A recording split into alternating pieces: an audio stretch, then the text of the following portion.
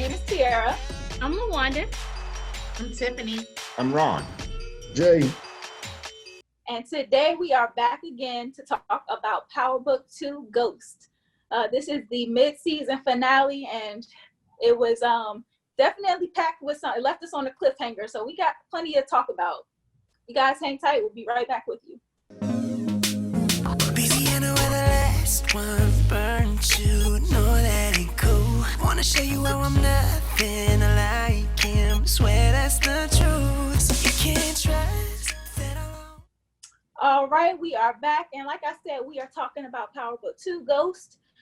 This is the 5th episode of this season, and it is called Gift of the Magi. I think that's what she called it. Magi. Yeah, I wasn't sure how to say that word. Magi. There we go. So let's talk about this whole legal ordeal that, you know, Tasha has with Sax and him trying to get Tamika not to testify. That was just crazy this week. They wouldn't be. Go ahead. No, go ahead. Go ahead, Tiff. I was gonna say, they wouldn't be in that predicament if they would have communicated. First off, because Tariq should have said something ASAP that he seen Sax there. Yep, we brought that up last week. Yeah, last week. Yeah, and Tasha was withholding information too. Right. But what Tariq did was that's just like Ghost.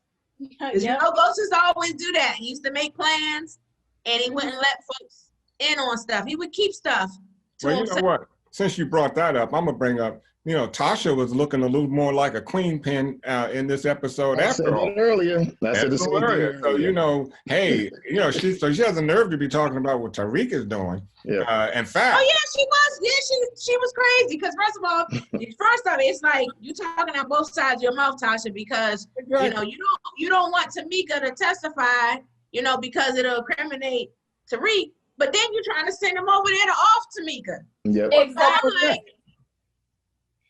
Yeah. He's a little spooky to me. He's a little spooky to me. That's your girl, though. Just remember, that's your girl. Self-preservation, and that's what tax is all about. It's exactly. But they keep going deep in the hole, though. At the end of the day, it's about protecting Tariq. That's what it is. From there, she's trying to protect Tariq at all costs. Okay. She even talked about taking a plea. Like she was gonna sit down. She was gonna sit down for a minute to protect Tariq. Okay, but it's the stupidest way you can protect them, though. I mean, it's not like she's putting him in a situation where he's gonna get in a better situation. She's about to have him go over here and murder a lawyer that was. Right. Now that was whack. That was whack. But I'm saying when she first said, I'm just going to take the plea and just do the time so it didn't go to trial. She was doing that because she was trying to protect Tariq. Okay. Well, I don't think she was sending Tariq over there to murder Tamika. I think yes, she was. What Tariq said. Well, let's put it this way. Take care of her, and she was like, no. She said, but just make her. The first time she was like, no. Right. He did say it first. Yeah, he did say it first. You want me to take care of her? She said no. No, but then when she got desperate. Then she was like, go over there and talk to her. And she said, and then Tariq said, what if she doesn't listen to me? She said, you make her listen. Make her listen to me sounds like killer. And you know what? Even if Tariq, even if she let's just say that even if she didn't mean that, that's how Tariq took it. That's how he took it. So 1 and 1 is still 2. She acting like all strong arm, and she's gonna go over there and tell Tariq to strong arm Tamika. The only way you can do it, because Tamika got one of those ugly, mad faces anyway. She don't look like she's scared easily. Hold up now. I'm not saying she's not an ugly, mad face. No. Listen, guys. Listen. I'm not saying that Tamika. I'm trying to clean this up. I'm not saying. Look, come on, cut. I'm trying to say she's not an ugly woman, but when Tamika has that squinched up face and when she's upset about something, she look like she can bite the devil. So that's all I'm saying. And and you need you may want to have a gun if Tamika get up on your ass. So if Tamika's gonna come at if Tariq is gonna come at Tamika, he better come strong, which he did. He had his gun. Yeah. But one more, if that knock on the door hadn't happened, we probably would be looking at a whole nother story. I was glad that they came. Yeah, I'm trying to understand why why Davis felt like he could just bust up into Mika's house like that. Like, do they have that kind of friend or relationship where they can just barge into each other's homes? I'm like, do they have you know what I'm gonna say about plot convenience on the show? Like, again, they said it in the episode when they were talking about Tamika's address. She said, "Why does everybody know where I live?" Right. Well, why does everybody know where she lives? Right. why would all of these characters? Considering that she used to be a U.S. attorney, that is very odd and highly unlikely that the whole world would know where she lives. I said it before she said it, and then she said it. I said, why in the hell are all these people? You know me with why they keep going back to the office to have sex as opposed to the apartment. Yeah. I'm coming back with that one. I don't understand why everybody in the world got this lady address without any effort. I mean, Tariq, who should never have an address. You would think he would never have an address. Right. He walks up. No office either. She got no office, and the other guy got no apartment. But either Tariq can fly or everything is right around the corner. Have y'all noticed that? I mean, he's on the subway. He's Ubering. I mean, from the suburbs to they in New York. So I'm saying, I lived in New York all my life. No, and I've been to Queens. I have been to Queens. I got fam. We had fam in Queens. There ain't nowhere in the world you gonna get from Queens to the city. Oh, I know. Like speed writer too, writing those extra 10 pages on that page. I was like, okay, that's quick. Right. If you in Manhattan, don't get me wrong. If you in Manhattan and you like on 20th Street, you can get to 50th Street like fast. But you're not coming. You're not bouncing around there. So I just, Yeah, I digress. I didn't mean to take y'all off Pelton like that, but I just wanted to bring that up. Every time I think. Listen, you know me. I like to get it out the way so we can talk. I know y'all be thinking it's a skirt. I'm like, oh, and one more thing though. Did y'all see that faux pas with the clothing? When he was at the party, he had on a black leather jacket. Okay, and then, but do you see what I'm saying? I didn't catch that. And he woke up in a suit. Then he woke up in a suit. Oh, you know what? So y'all didn't watch the flashback when they showed him going to the dorm and he changed to the suit? Yeah, I saw that. But at what point did he do that? Because remember, when he left the party, he went straight to the graveyard. And by the time he went to the dorm first and changed. That's why it showed him flashing back when he woke up. Go back and watch the episode again. I saw that. When he woke up, it was a flashback of him coming to him in the dorm changing and stuff, and then he went to, even though it is kind of crazy that he was high and he had enough wherewithal to go back to the dorm. That's even worse. That's even worse. That's even worse. Tiffany, that's even worse because he wasn't just drunk, he was drugged. So you mean to tell me that he had the presence of mind to go back to the dorm, make a change? Right. And why would you make a change? Well, hold on. And why would you make a change just to go visit your daddy at the graveyard? He wasn't really going. He visited his dad, but he was really going to celebrate with his birthday. Because remember, he left the birthday party to do this. I agree with you, Ron. It was a little odd to change. Raina is his twin. He was going to see Raina because Raina is his fault. Raina's dead. Well, I get why he went, his but birthday. We're not talking right. We're not talking about why he went. We're talking about that clothing change. Oh, I don't know why he changed. I guess he was trying to be respectful. I don't know. But he, the problem is with the show, though, in a lot of ways, this is why you got. I know I get a lot of hate mail on the comments for this, but there's so many holes. The holes are everywhere you look. I think that I'm gonna get at you, Tiffany, because episode 5 wasn't that episode that you promised me. I wasn't mad at it. At least it left us with something to look forward to. What were you about to say, LaWanda? I'm not surprised that you said that because you've been down in this since episode 1, so I'm not surprised. Wait a minute, LaWanda's trying to say something. I'm shutting up and waiting for LaWanda. The quality of writing is definitely different than Power, and definitely different than the first season of Power. Right. There are a lot of holes, there are a lot of inconsistencies, and there are a lot of the logic of the actions of the characters don't make sense most of the time. It's almost like, now, why are you doing this? Like, and the introduction of these new characters that right off don't necessarily seem like they serve a purpose. They seem gratuitous as well. You know, I get it. Maybe they're just trying to usher in a younger generation, particularly with Stern's husband. Right.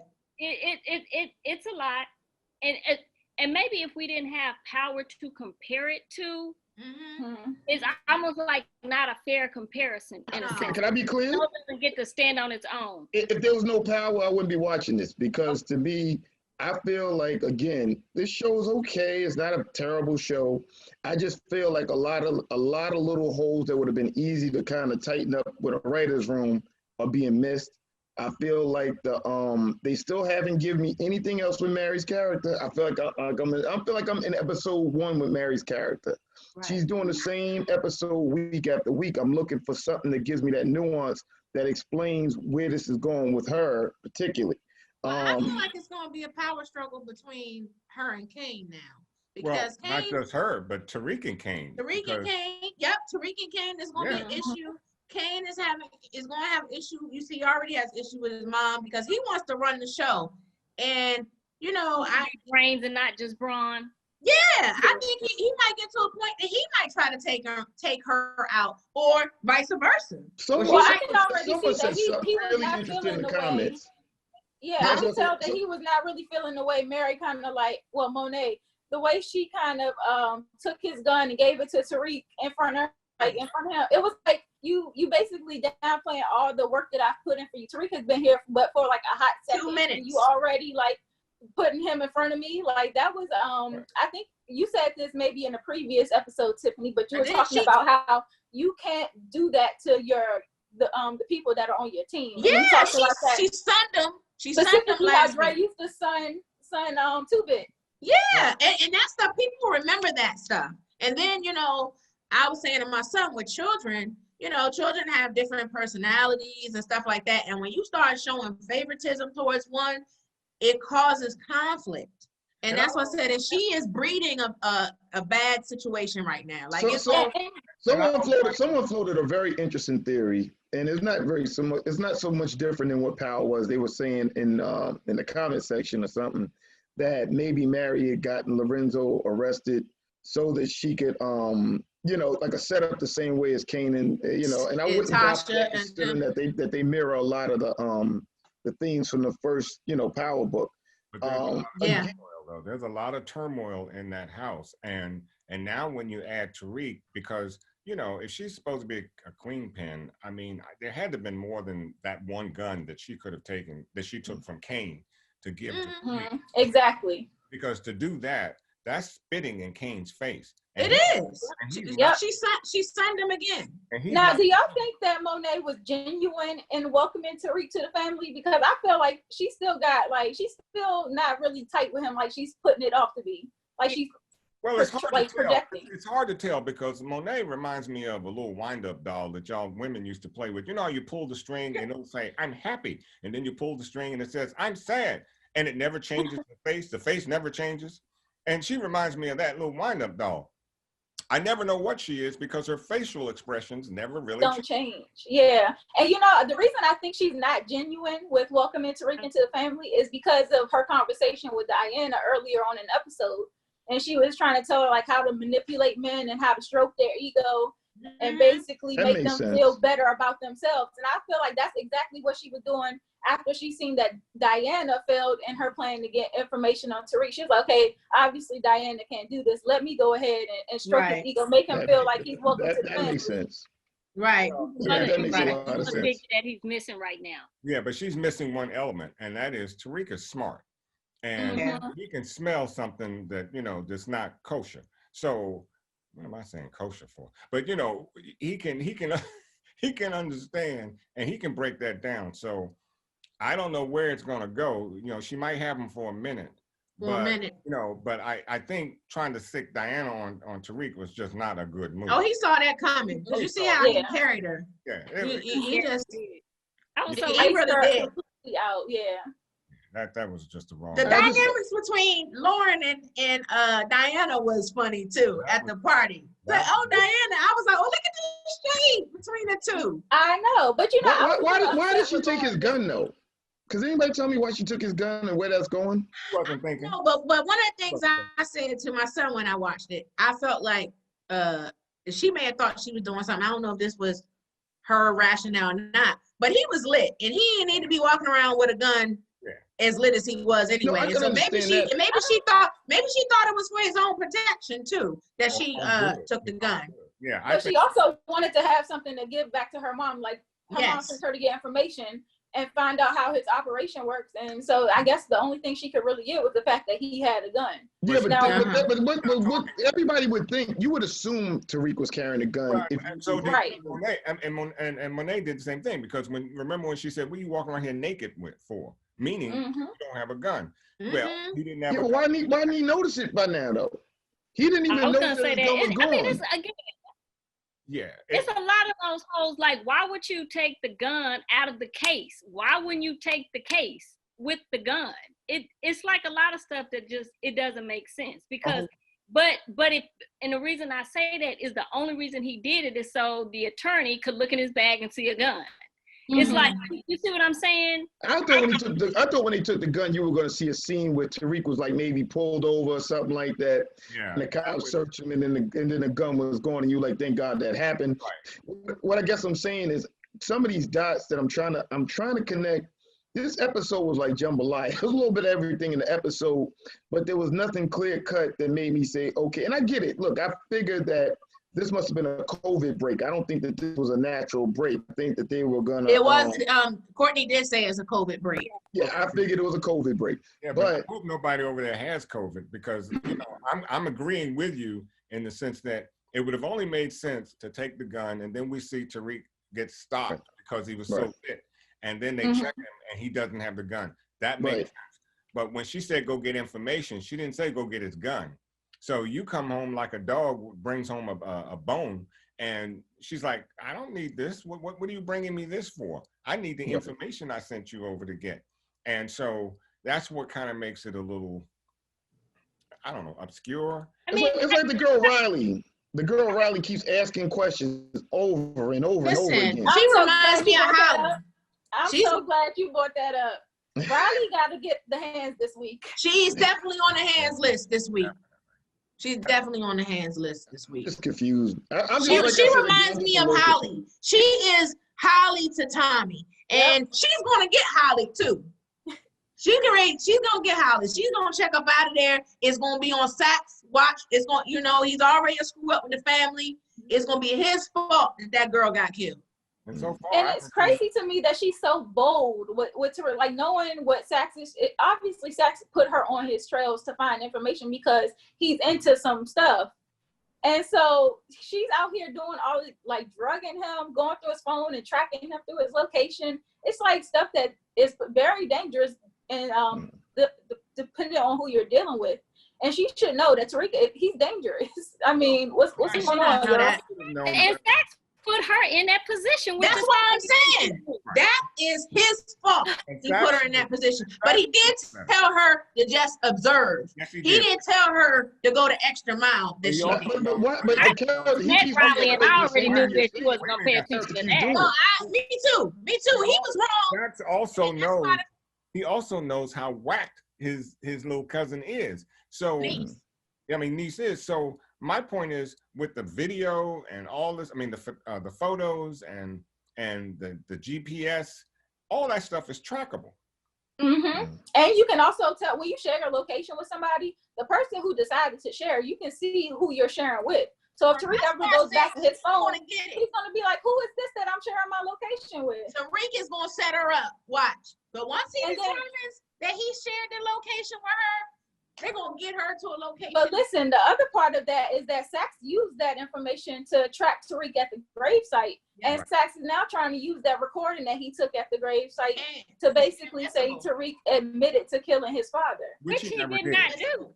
Which he did not do. And I don't even know why. And this is another thing that kind of got me on Jason's point.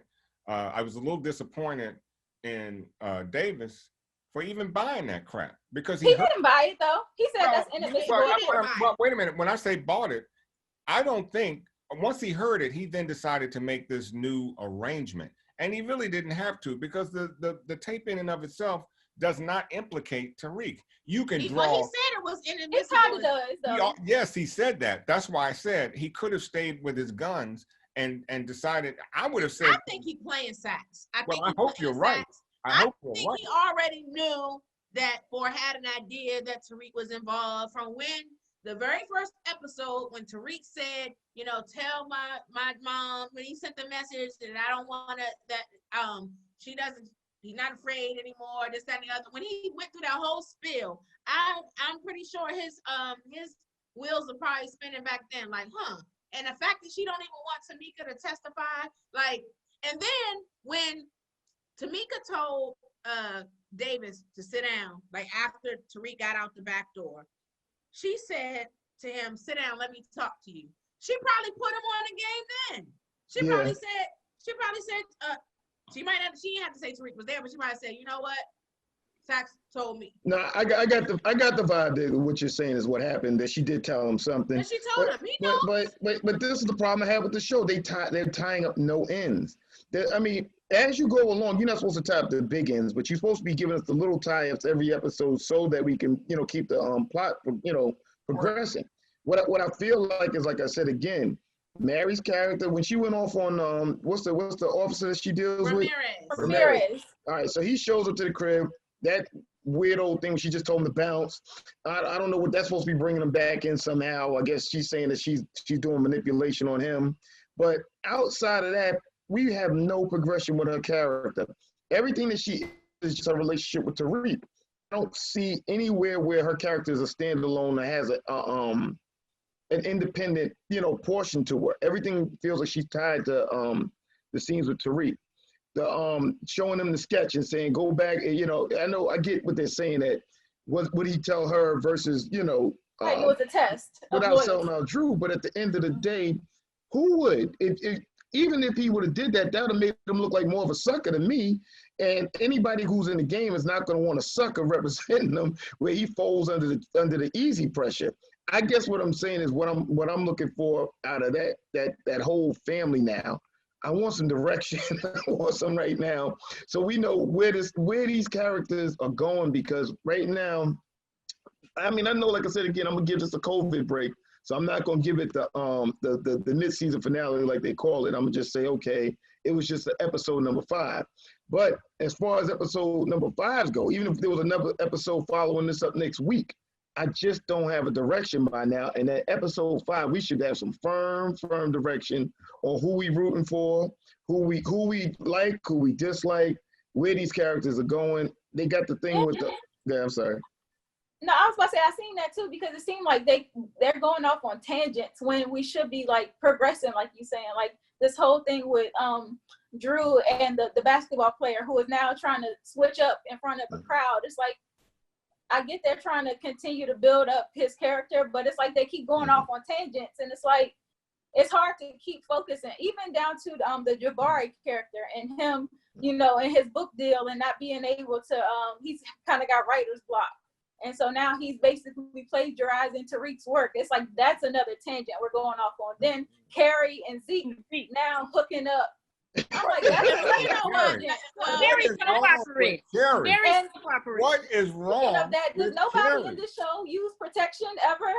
I know, but Carrie's got a real sexual problem. I mean, this well, both of them do. And Zeke is just Zeke is young, dumb, and full of cum. He don't really care what he's doing. He's taking back 20 years, but yeah. No, I'm talking about the professors. Well, I'm talking about Zeke. No. I want to stay with the Zeke and Carrie show. The Zeke and Carrie show was a little weird to me because I mean, Carrie, come on, sweetie. I got you. You know, you got a problem. It's a sex thing. Sex addict, yep. And a love addict. Because he hit her with the sob story too. You saw, look, you should have seen Zeke coming the moment he came in the door. You knew what he wanted because he. How do these characters keep finding each other? Do they all got locators on each other? Hello, I'm like, I don't know. And what would he be doing? People are way too accessible. And why would he be in there anyway? Come on, Zeke should. It was a restaurant, right? So he should be at a basketball. He must have been somewhere on campus because he left the birthday party. Have you seen him in the court, in the YMCA, anywhere? I ain't seen that. I want to see Zeke put up some shots. I mean, come on.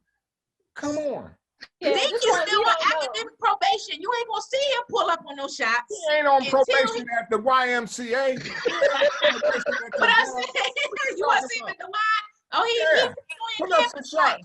Look, in the alley, when I was a kid, we used to put, those little baskets up on top of the light post and shoot. Come on. I want to see you put up now you're aging yourself. I mean, no, look. I mean, I don't know. No, go ahead. Well, let me and I think that's for me is having the expectation that it's going to match the caliber of writing and storytelling that we experience with Power. I think having that expectation was like setting the bar a little bit too high. So I'm trying to give it a chance because it is watchable. I'm not saying it's so terrible that it's not watchable. I know, I'm entertained. And that's how I get it. Because we're writers and stuff and creators too. And I know that we wanna we're critiquing it, but at the same time I don't wanna critique it so much that we've beaten the show down. I'm not panning it, but I think it does say something that when you have this expectation just because Power was so good, and that it may not translate, but it's not just that, it's the tone of the show is different. It's not dramatic, it's very soap opera-ish. The tone of it is just I say that every week. You did say that every week. So it's not that it's dramatic, it's just overly dramatic. I think it's what you said. I agree with you on that. I think it's what you said, LaWanda. I think they're trying to appeal to a younger audience because it is about Tariq. When it was Ghost and everything. I mean, they grown people, they working people. He's a drug dealer, kingpin and stuff. And now it's a college student. This show is, Okay, let me show you where. So I think that's what it is. I think they're trying to capture a different audience. And you can but Jason, you can still have that audience. But here's what we miss. I'm a visual guy, so this is what I'm missing. Remember when Brayden said to Sax's niece, Riley, Holly, what's Riley. her name? Riley. You called her Riley. You said it right. Yeah, she put that in my head. Tiffany did. But yeah, when he said when Brayden said to Riley, when she kept asking all those questions, that he did give up a little bit. He's always out. He's always away. He's always late to class. I think one of those episodes should have shown us why he's so late. I mean, maybe he is trying to build his empire. Maybe he's talking to other, other whatever. But he's doing 50 million papers. I mean, we know that. He's doing several papers. He's doing his own. He's doing out all the time. He's running across town to see Monet. He has to meet Sax. But there is something to be said for what Ron's saying, meaning that, like, if you connect the scene where he's doing something, he says, damn, I'm late for class again, and you see him jet off. It's just certain things that makes a show feel whole. What I feel like with this show, the problem with it, in my opinion, and I know I'm going to get cursed out in the comment section, so I'll just take it now. What I'm saying is this. They're packing way too many storylines in one episode.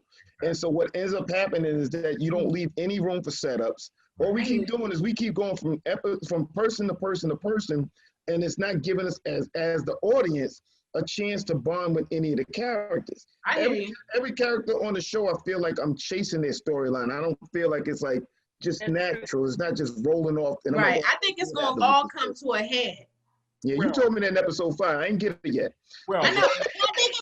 I said episode 5 was the midpoint, and then it's pedal to the metal to the end. I ain't say we were gonna get all the answers in episode 5. I never said that. I'm looking for some track work though. I'm saying I'm not looking for it to be where they give us the season finale now. What I'm looking for is give me a clear-cut idea of what the tension is.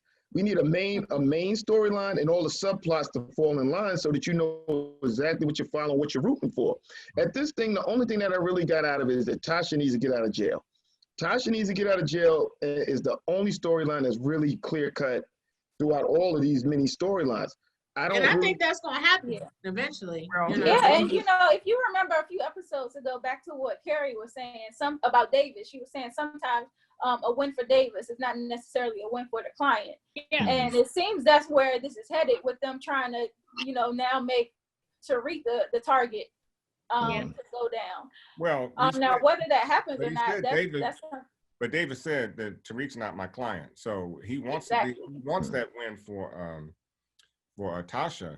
But there's something else too that happened. Brayden's brother, he stole some pills. Yeah. He walks into the room and at the fireplace they left the little door open where they were keeping their stash.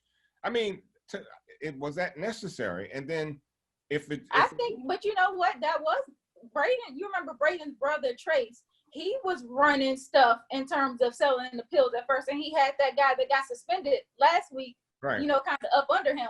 So now that he's been kind of knocked out at the competition, he's like, oh, this is my chance for some get back. And not only do I get my payback, I know who's doing it now. It was my brother. So you say that. So now there's going to be some more contention between Brayden and his brother. It's just the clumsiness of being. And he might be put to the test too. Like, Tariq might be like, you might have to show your loyalty. You need to handle. This is your brother. He's scoring up. You need to prove your loyalty to me. He might have to take his own brother out. I'm with you on that one, because Brayden, I think he's working his way onto my get the hands list. Because first of all, he's loose lips. He's talking too much. He's like Tommy. He is like Tommy, but at the same time, it's like you want Tariq to be open with you and let you know where he's slipping off to, and to not be disrespectful or whatever. But at the same time, you haven't proved that you're trustworthy. All you have going for you is your family name. He is pillow talking, just like Tommy was with Holly. Brayden is doing the same thing. I was like, oh my goodness, you're gonna get caught up messing with Brayden. A lot of it, Brayden is bravado. He just wants to be that guy. So it's a lot of it is for show. Yeah, and that's the bad part, because I think Tariq made a mistake telling him everything, or telling him. Oh, how stupid was that? Yeah. Oh, look, can we talk about that for a second? Yeah, when he started naming names, I said, why are you naming names? Yeah, I could even understand him mentioning it, but I think mentioning it was stupid. But I think naming names was just deadly.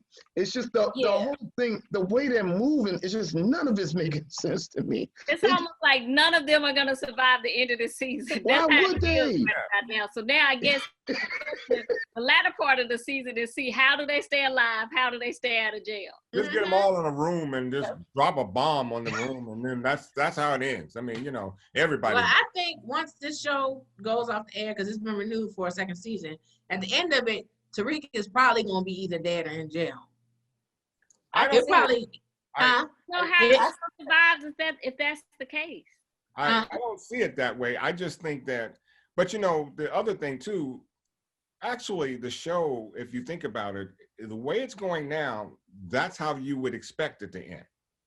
I mean, when the show goes off for good, I'm not talking about at the end of this season. I'm saying this has been renewed for season 2, and it'll probably be 3 or 4 seasons. And I'm saying once it's said and done. I think you're 100% right. I think the idea that there's no other way, there's no other place for that character to go, because let's put it this way: Ghost was just as smart as him, in my opinion, and maybe Tariq's gonna be smarter as the show goes on, and I'll wait and watch for that.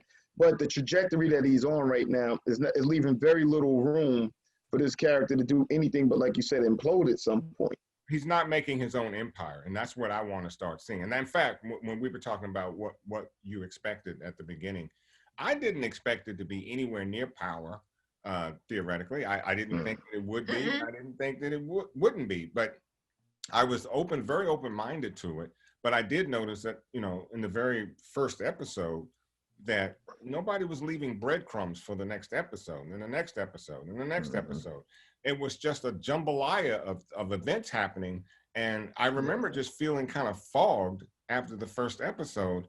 And to be honest, I feel like I'm in London on a late night and it just finished raining and there's just fog everywhere. I'm trying to put things together and trying to hold on. You need to latch on to a character, and like I said again, they're not giving you a lot of ways to bond with these characters because they're not spending enough story development on each character. So it feels a little like I'm disjointed. Yeah, like it's like watching somebody's IG live and skipping to somebody else's IG live and then skipping to somebody else's. It's like that's a good analogy. You know, I think there's two different types of viewers that watch this show. There's the creators, you know, people that are writers and in the business that look for certain things in shows. And then there are people that just watch for leisure. Just for entertainment value. Follow the show wherever it goes. Right. Yeah. So, and I'm like, that's fine too. But I think that they should cater to each type of audience. Whether you are very critical and looking for, you know, all the details, or whether you just, you know, watching at your leisure and you just don't really care for all the intricacies, you just want to follow it because you like the show. I think the production was just rushed, and I think, you know, when you get into that writer's room, somebody says, "Oh, what about this?" and they say, "Yeah, let's just go with it." I mean, but it doesn't seem she has a writer's room. It seems like she's writing alone. I don't think so. I think yeah, she has some writers. Yeah, I mean, that's not the way she prefaces it when she speaks about it. She did say she wrote in that part with Sax being at the She said this is the way I write, and everything that she said. She is the head. She is the creator, and she's the head writer. So I'm sure she's, you know, she's the lead. She wrote in that part with Sax being at the graveyard, which I didn't have a problem with. I thought it was interesting, you know, that she would put him at the graveyard. Yeah, with the location sharing. Yeah, because he asked like, where is he now? Exactly. Yeah, you know, all of this, because I was out last week, so I didn't get to mention it, but just going back to that, regardless, like that whole the hearing that they had in chambers with the judge, Sax should not even be on this case. There's no way, given the amount of evidence, the testimony that came out, I don't care how complicit Blanca may have been, there's no way he should even be on this case. No, he shouldn't. Has happened in the past. He was part of a team that falsely accused his father. They had prosecutorial misconduct. Yes, he should not be on the team. Yeah, it's no way he should be. But that's what Davis was arguing. Like, it's these. They make you take these incredible leaps in logic of the actions that they want you to believe and buy.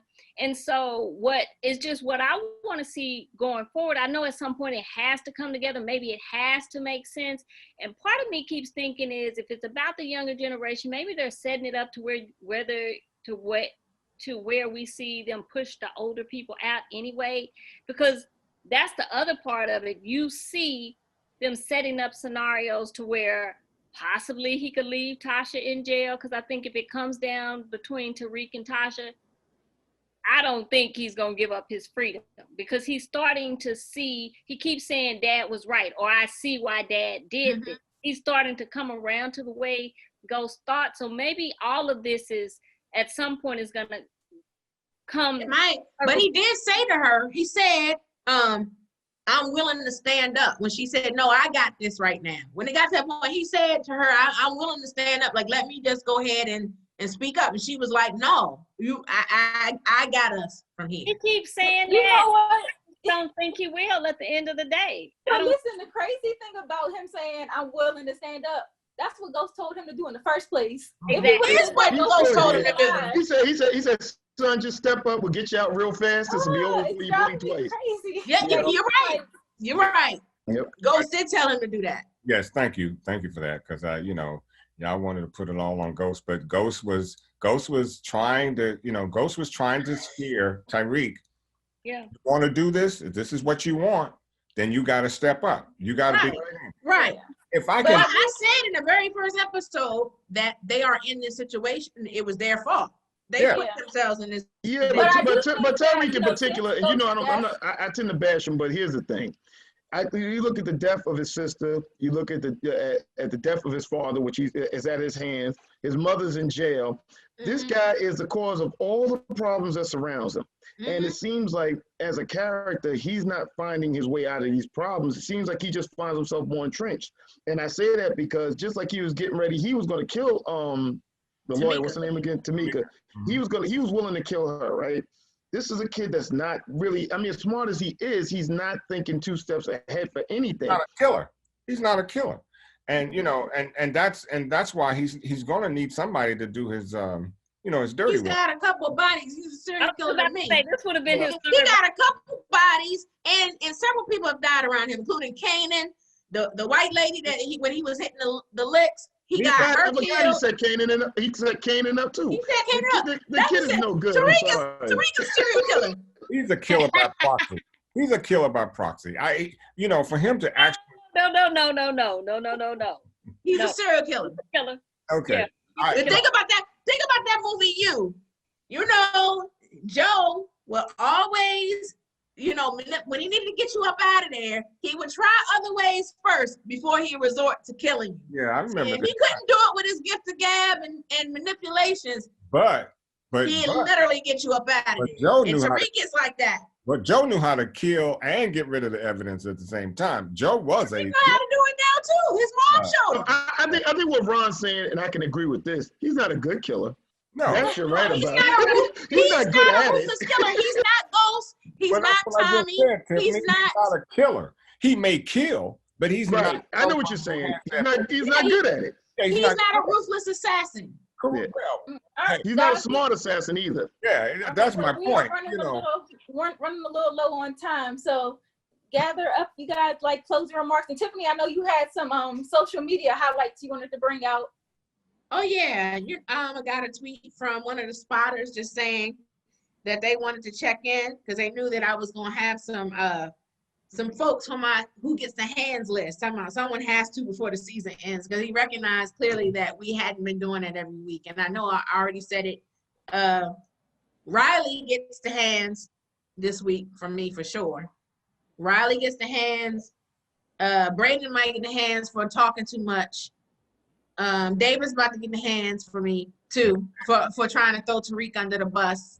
Yes. Oh, and the brother Trace gets the hands too. Stealing. Yeah, for stealing. And throwing Tariq up in the room, how he behaved when he came in there when he was passed out.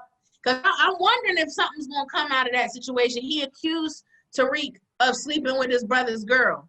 Yeah. And everything. So I'm wondering if he gonna get in Brayden's ear with that, and there'll be some friction with Tariq about that. And that's a good point. So, because I have a prediction, and my prediction, which is somewhat different than yours, Tiffany, about Tasha, I think Tasha will get out. And I think after being in the bin, I think she's gonna get out too. All this chaos and turmoil that Tariq is going through, she's going to turn out to be a queen pin. I think it's going to be Tariq and Tasha bringing this thing home. Not a bad prediction. And Tiffany, thank you for your get the hands list rundown. I don't know if you guys heard it in the episode, but Tariq told somebody he was gonna give them the hands. Yeah, he did. Are the writers watching us? Yeah, you say it's. Hello, if you are. In fact, I haven't heard anybody say it as much as we do. So, maybe they are watching. But no, people do say it. People do say it. I know they do, but we say it all the time. That's my point. Okay. I don't know. What about y'all? Did you say who y'all gonna have on who gets the hands? Tariq could get the hands because he know what's the first rule your mother tells you when you go to a party. You don't drink a drink you didn't see somebody make. That's right. Tariq can get the hands. That's right. Yeah, Tariq can get the hands. I think the writer's room should get the hands. Oh, there you go, Jason. Ron and T, who gets the hands for y'all? I already told you Riley is number one on my list. Yeah, Riley is. Sax can get the hands too. Yeah. Well, okay. Monet can get the hands. Monet can get the hands too because you've alienated your son Kane. You're doing too much with Diana, so she needs to get both hands right up across the face. And I gotta throw those professors Jabari and Carrie on the list too. Thank you, Jabari. Listen, both Jabari and Carrie, both of them are wrong. See, both unethical professors sleeping with the students, plagiarizing papers. Jabari, and somebody was saying lay off Jabari in the comments and all this stuff. Jabari is trash. I'm doubling down. Jabari is trash. Well, you know what you all did, right? You guys named every character on the show. So I'm gonna go back to my initial statement.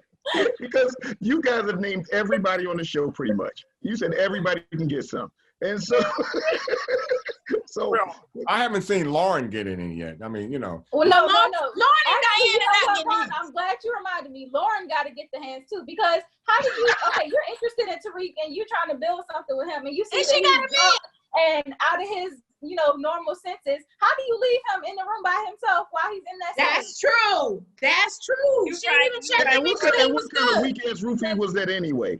What kind of half drugging was that? I don't know. I don't know. Anybody he was hilarious though. He was hilarious being drunk though. He was. He went to school. He got his life together. All that on the roofie. I've never seen anybody get roofied and do that much stuff in one sitting. That shit. Star player.